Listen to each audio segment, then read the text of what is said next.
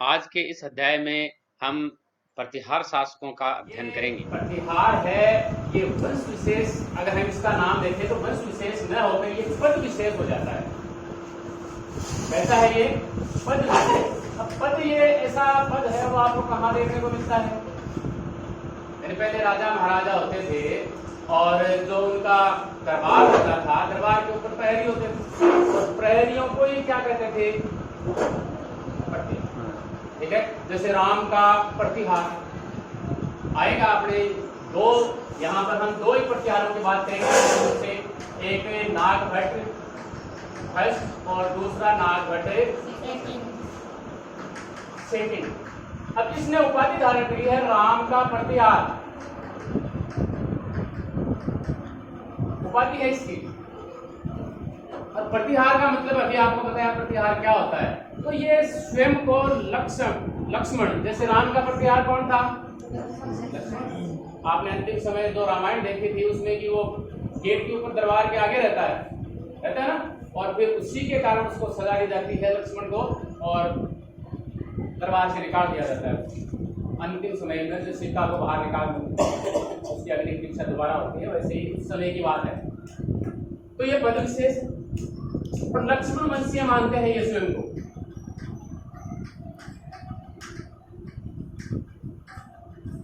प्रतिहार है इसकी। अब हम इसकी बात करेंगे, इसके आदि पुरुष कौन है? इसके आदि पुरुष का नाम है हरिश्चंद्र। देखो, अगर हम राजस्थान की बात करें,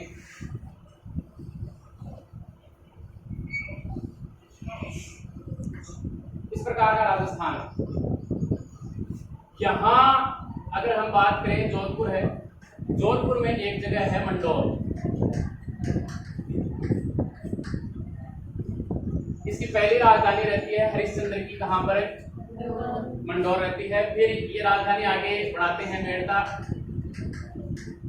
फिर इनकी राजधानी बनती है यहाँ नीचे भीनमाल। सिर्फ राजधानियों के बारे में बता रहा हूं मैं एक बार।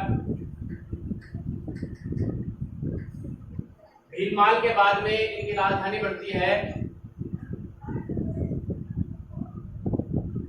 कन्नौज।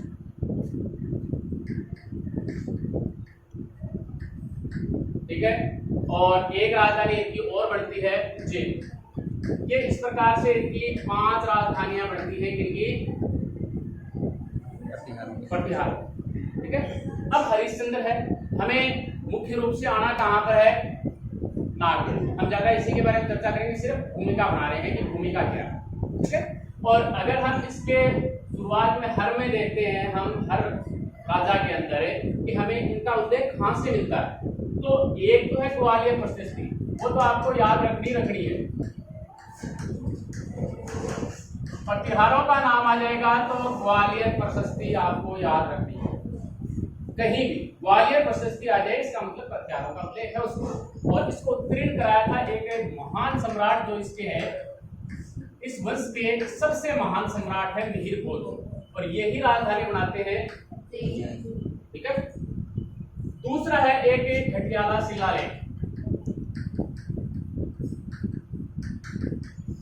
शिलालेख है ये, ठीक है, और ये था कक्कुक का। आपकी किताब में कुछ लिख रखा है इसको, जो भी है ये इसने उत्तीर्ण करवाया था। जो प्रारंभिक है, प्रारंभिक जो भी सम्राट आएंगे मिहिर भोज से पहले तक, उन सभी का उल्लेख इस घटियाला शिलालेख में मिलता है। एक है कोल्लेमाला किताब है, ये संस्कृत ग्रंथ है। एक है हरिवंश पुराण,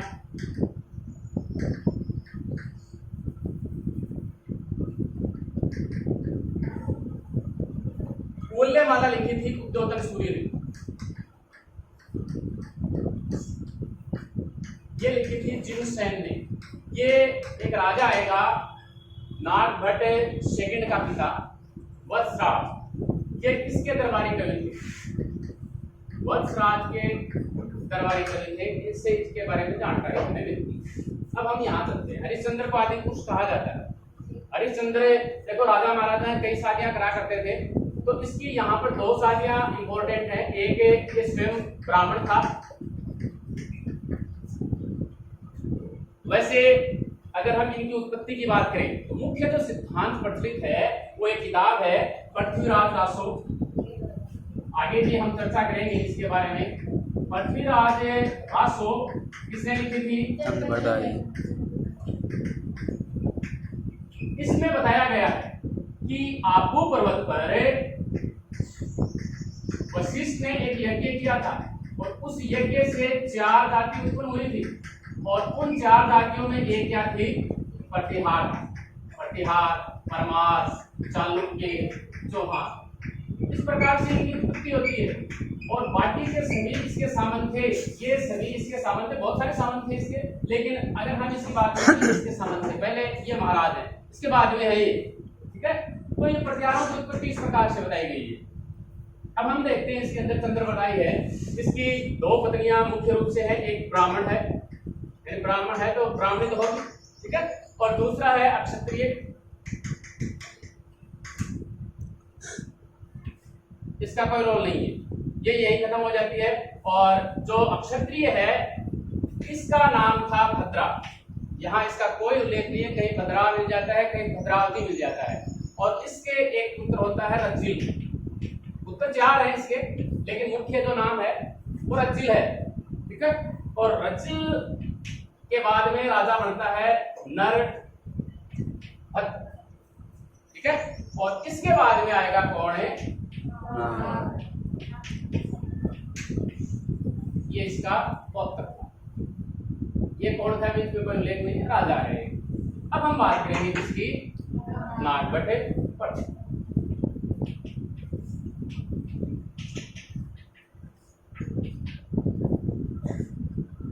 नागभट्टे प्रथम की हम बात करेंगे तो देखो इसका उल्लेख किसमें मिल जाता है, पता है अपने को, ठीक है। अब ये क्या करता है? पहले इनकी राजधानी मंडोर थी, मेड़ता ले जाता है, मेड़ता राजधानी हो गई। फिर इसका एक क्षेत्र है यहाँ पर धीमा, तीसरी राजधानी बनती है ये। और चावड़ों से ये एक जाति है चावड़ों, उनसे ये भीमाल को छीनता है और राजधानी किसको बना लेता है? भीमाल को, ठीक है। पहले मंडोर है, मेड़ता हो गई, फिर चावड़ों से ये भीमाल छीनता है, फिर आगे ये विजय प्राप्त करता है जालौर और आबू पर। इन पर भी ये अधिकार कर लेते हैं। राजस्थान में है सभी, अभी राजस्थान का देखो मानचित्र है, ठीक है। जालौर और आबू पर भी इसका अधिकार हो जाता है। और उसके बाद में आगे ये मालवा यानी उज्जैन तक ये विस्तार कर लेता है। तो हम कह सकते हैं कि जी भीमाल है, ठीक है, अवंती है, जेल मतलब एक ही बात है ना। और कन्नौज, इनका जो प्रथम शासक है वो कौन है? नागभट्टे। अब ये क्या करता है?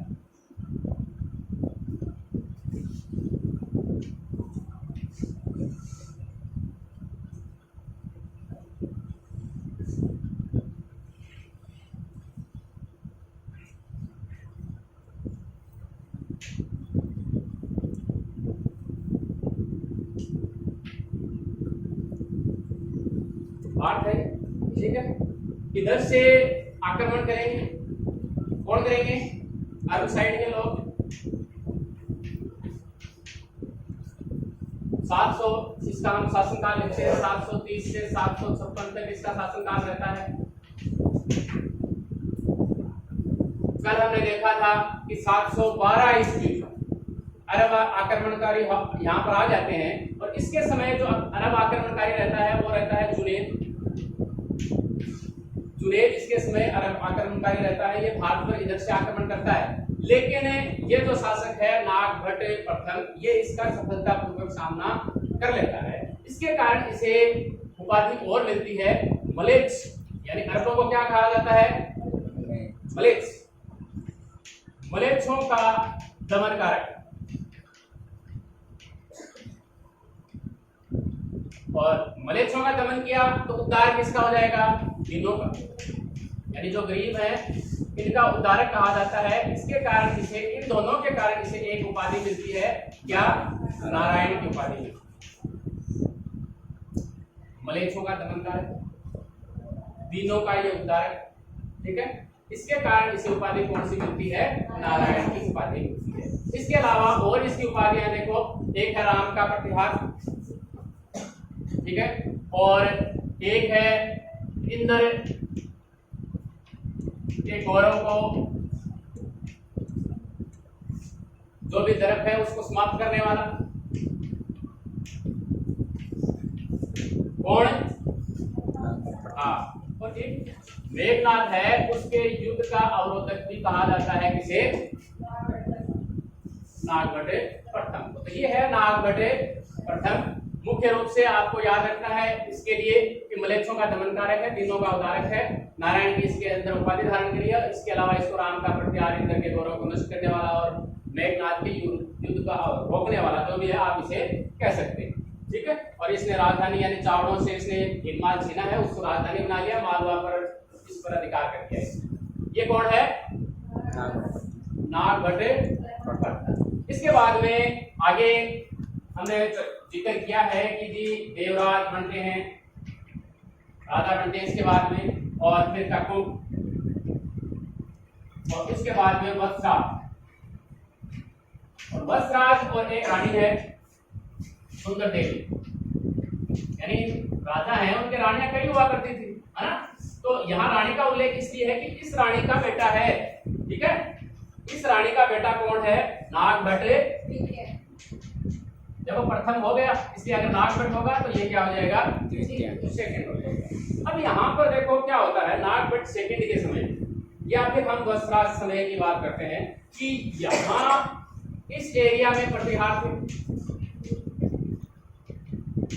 यानी राजस्थान वाले एरिया में प्रतिहारों का शासन था।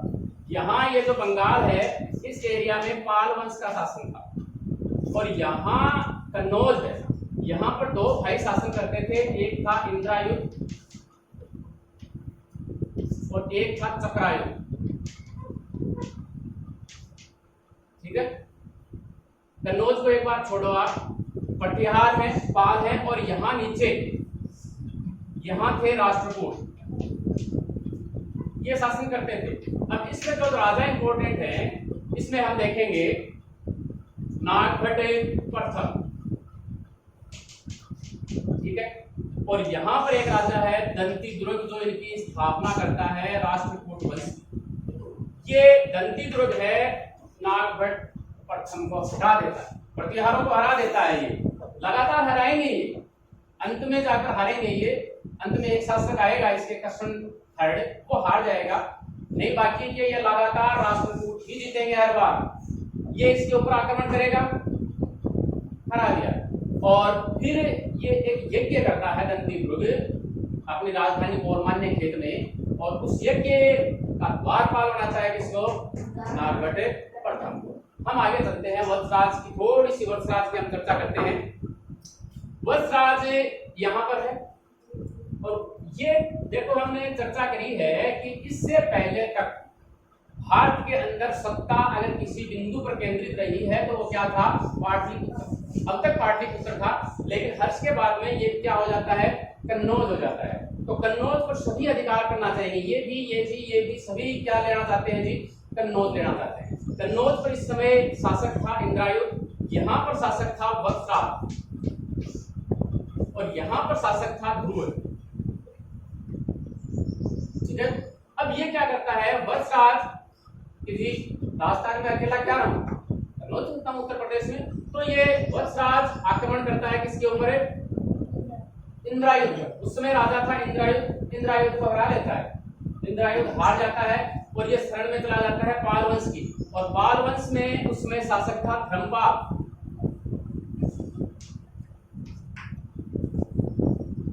इसको हरा दिया, ये आता है तो इसको भी हरा देता है।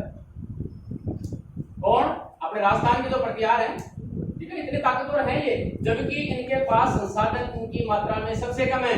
संसाधन नहीं है, अब भी नहीं है राजस्थान के अंदर, इसके पास संसाधन सबसे कम है, फिर भी इन दोनों को ये हरा लेता है। इंद्रायुध अब बात नहीं बनती तो ये इसका संरक्षक राज्य राजा बन जाता है इंद्रायुध इसके संरक्षण में, वत्सराज के संरक्षण में। और वत्सराज को इसका कहीं कहीं कहा गया है कि वास्तविक संस्थापक है ये प्रतिहार वंश का, जबकि कई किताबों में आपको नागभट्ट मिलेगा, नागभट्ट फर्स्ट है वो प्रतिहार वंश का वास्तविक संस्थापक मिलेगा।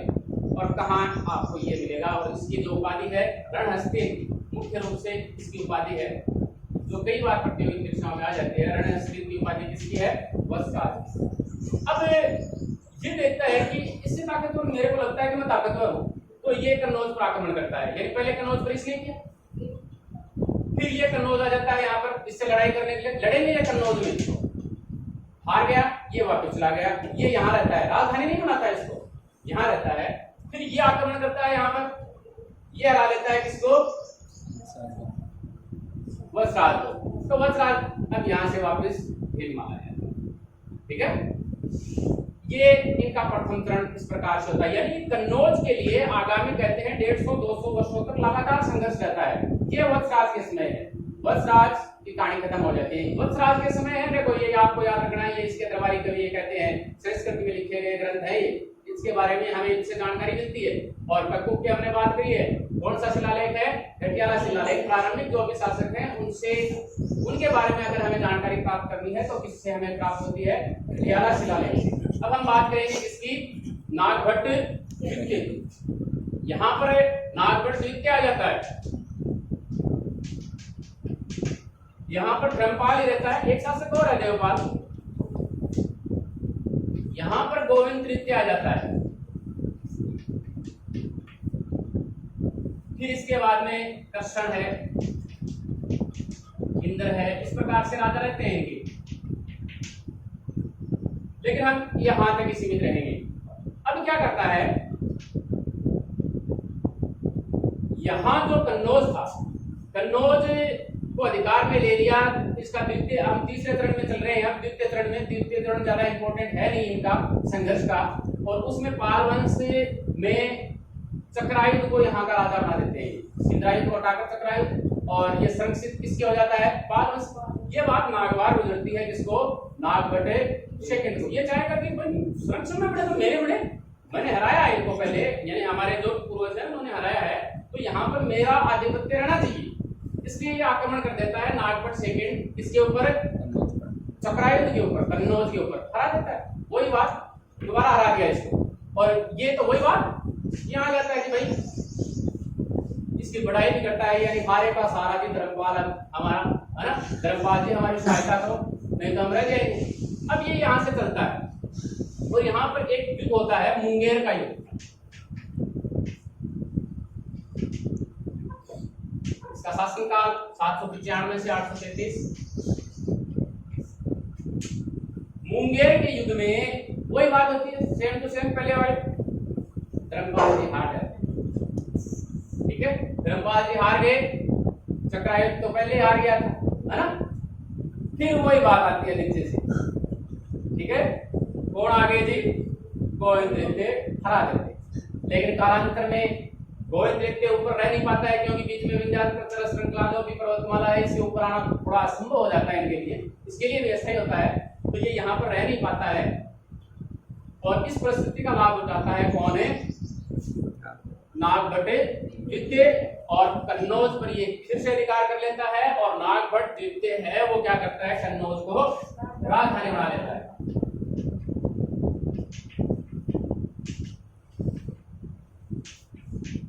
और इसके बारे में कहा गया है कि एक ग्वालियर प्रशस्ति है किसकी, ने रची है, कि इसने इस प्रशस्ति में बताया है कि आंध्र है, विदर्भ है ना, कलिंग है, और कौन सा है, ये जो राज्य हैं ये इस प्रकार से नष्ट हो जाते हैं, इसके सामने समर्पण करना पड़ता है। जिस प्रकार अग्नि में पतंगे समर्पित हो जाते हैं, उस प्रकार से इस प्रशस्ति में बताया गया है इसके बारे में। इस प्रकार से ये नष्ट हो जाते हैं। और इसके अलावा जो पर्वतीय क्षेत्र हैं, जैसे मत्स्य है ना, और किरात है, क्रूस है, मालव है, वत्स है, ये सभी पर्वतीय क्षेत्रों को ये बलपूर्वक छीन लेता है इनसे। और यहाँ जो तुरुस्क हैं उनका सामान्यीकरण किया गया है किसके साथ में? अरबी लोगों के साथ में सामान्यीकरण इसका किया गया है। ये है। और फिर किताब आती है कुवल्लेमाला उद्योतन सूरी, और उसके बाद में एक किताब और आती है प्रभावक त्रिप,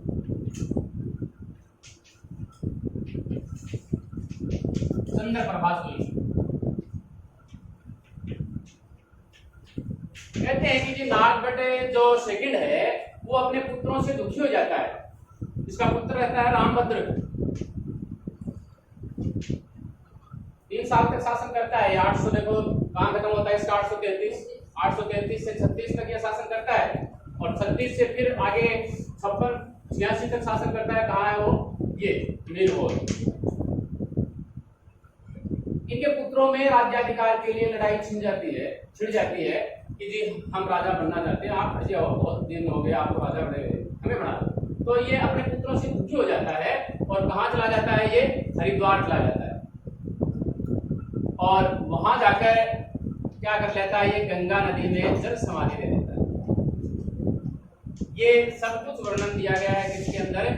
प्रभावक त्रिप के अंदर।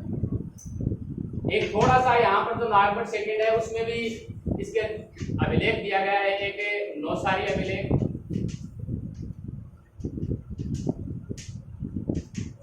और एक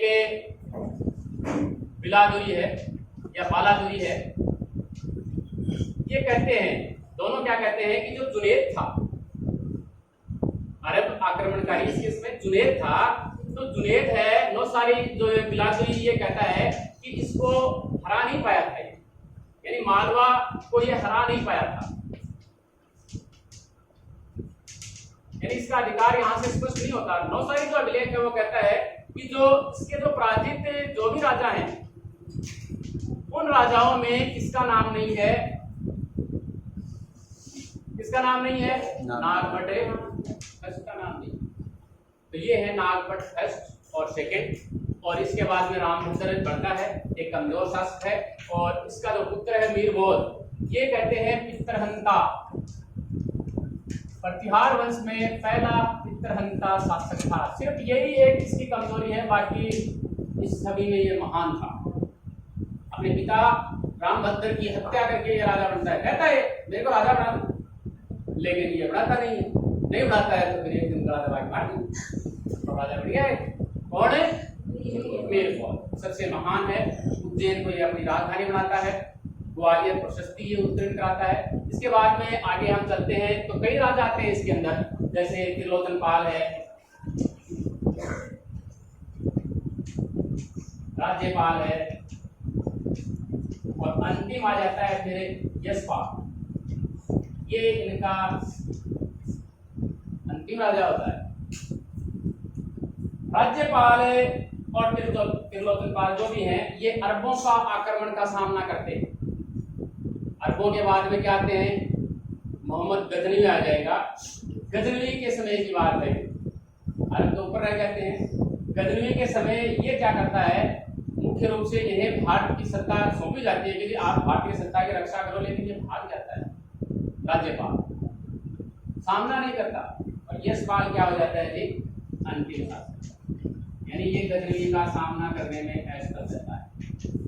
कहते हैं गजनवी ने भारत के ऊपर 17-12 आक्रमण किए थे, 1000 से लेकर 1027 ईस्वी तक। इसके बारे में अपन बात नहीं करता है। ये है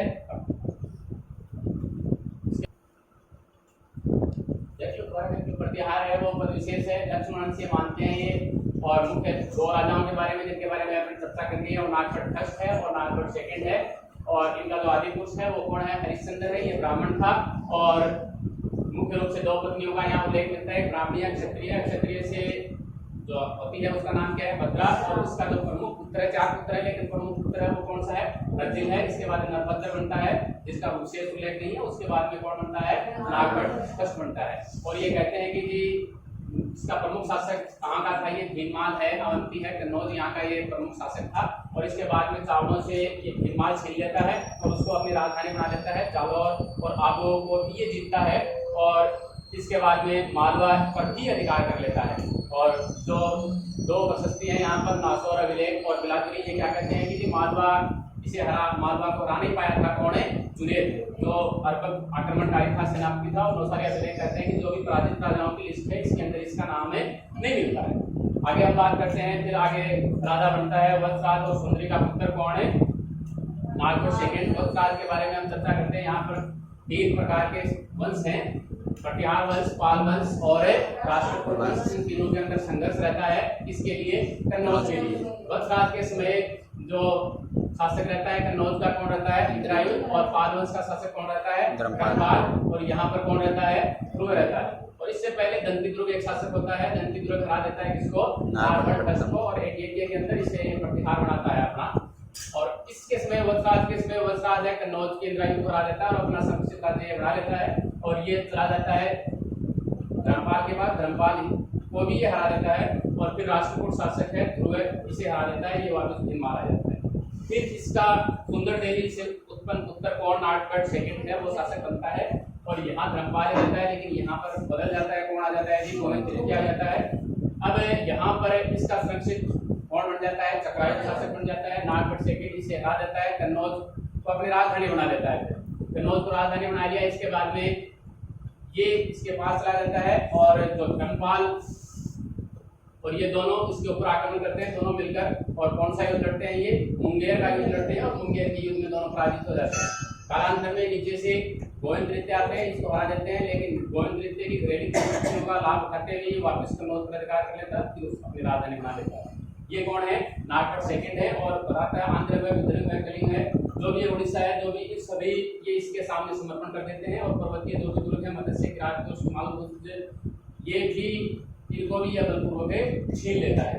एक किताब है प्रभाव चंद्र प्रभासूरी की, ये कहता है कि ये कौन सी सन के अंदर 833 में गंगा नदी के अंदर तक समाधि ले इस प्रकार किसने लिखी है, दलपत विजय ने लिखी है। और इसके अंदर एक चीज, इसका एक सामंत था, कौन है, हुईल कुमार। उसने ये बताया है कि जो प्रतिहार है नागभट्ट सेकंड, इसने कईयों के ऊपर विजय प्राप्त करी। आगे है मीर भोज, इसकी भी उपाधियां थी, आदिवरा है और प्रभास, ये तो सबसे शक्तिशाली शासक था। इसके बारे में अपन किताब में है नहीं, इसलिए हम ज्यादा चर्चा करेंगे नहीं। ये है फिर इसलिए इनको लिया है दोनों को कि इनकी उपाधियों के बारे में तो विशेष जानकारी अपने पास है नहीं, लेकिन इनका एक दरबारी था, पहले इसका दरबारी था, फिर इसका दरबारी था। मुख्य रूप से नाम महिपाल का था इसके अंदर, राजशेखर। इसकी किताब में आती है, देखो, जैसे काव्य मीमांसा है, नाम सुना है क्या, बाल भारत है, बाल रामायण है, ये इसकी किताबें हैं। इस प्रकार से कपूर सुंदरी है।